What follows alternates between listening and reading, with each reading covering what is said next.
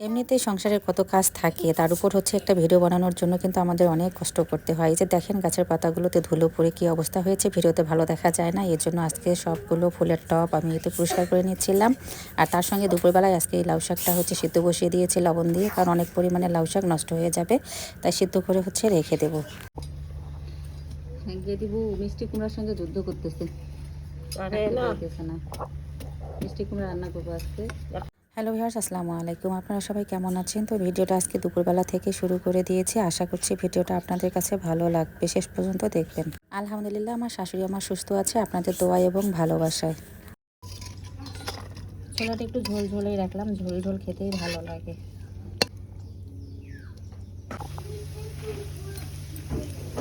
হয়ে গেল পেঁয়াজু ভাজা। আমার হাতে এই পেঁয়াজু ভাজাটা আমার ছেলে পছন্দ করে। শসা আর টমেটো হচ্ছে কেটে নিলাম, আর একটু পেঁয়াজু ইফতার নিয়ে আসছে আমাদের জন্য। মাশাআল্লাহ, রোজার দিনে মুখ দেখা যাবে না। মাছগুলো ভুনিয়ে নিচ্ছি পানি দিয়ে, এখন একটু ঢাকনা দিয়ে দেবো সিদ্ধ হওয়ার জন্য। আমার মেয়ে হেল্প করতেছে শরবত বানানোর জন্য, ধন্যবাদ মা। মাশাআল্লাহ, ইফতারি আমাদের আজকে রেডি। আবার কতগুলো ইফতারি নিয়ে আসলো। আল্লাহ যেন আমাদের রোজাগুলো কবুল করে নেয়।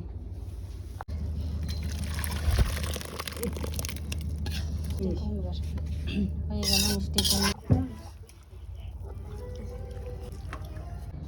চা খাবো এখন, চা না খেলে হয় না রোজা থাকার পর, কেন জানি নামাজই পড়তে পারি না। ক্লান্তিটা মনে হয় দূর হয়ে যায় চা খেলে। গরম গরম একটু লাউ শাক ভাজি করে নিচ্ছি। শাক ছাড়া আমার একদিনও চলে না। প্রত্যেক দিন ইফতারের পর হচ্ছে আমি আমার মেনুতেই শাক রেখেছি, এটা হচ্ছে লাউ শাক। হয়ে গেল আমার লাউ শাক ভাজি। মুরগির মাংস বোনা করবো, মশলাগুলো আগে কষিয়ে নিলাম।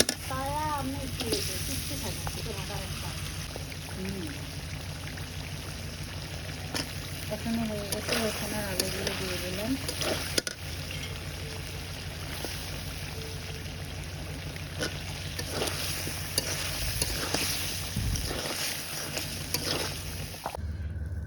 রমজান মাসে সবজি কি খাবে মানুষ? বাবারে, সবজির যা দাম।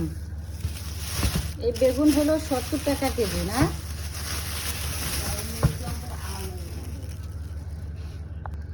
জামাই বাজার করে নিয়ে আসলো দেশি ধনিয়া পাতা, টমেটো, লাউ, জালি কুমড়া, বেগুন।